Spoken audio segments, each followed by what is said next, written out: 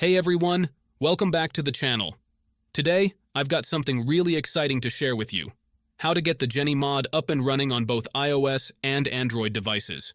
Now, if you've been looking for a way to install this mod, you're in the right place. I've got it all set up and working perfectly on my iPhone, and in this video, I'm going to show you exactly how you can do the same on your device, whether you're on iOS or Android.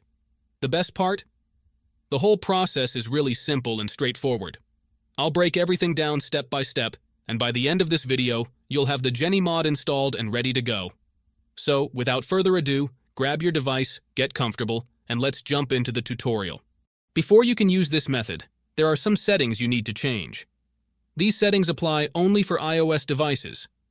If you are on an Android device, you can skip this part and move on to the next step.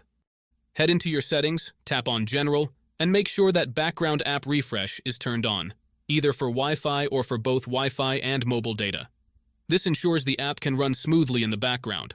Next, swing by your battery settings and switch off low power mode. This feature can slow down your device, which we definitely don't want happening. With these two settings tweaked, you're all ready to move on to the next step. What you need to do next is open up your internet browser, in my case it's Safari, and go to the website called lucidplugin.com. Lucid Plugin is a website where you can find many apps and games with amazing features. Once you are on the website, search for Jenny and click on it.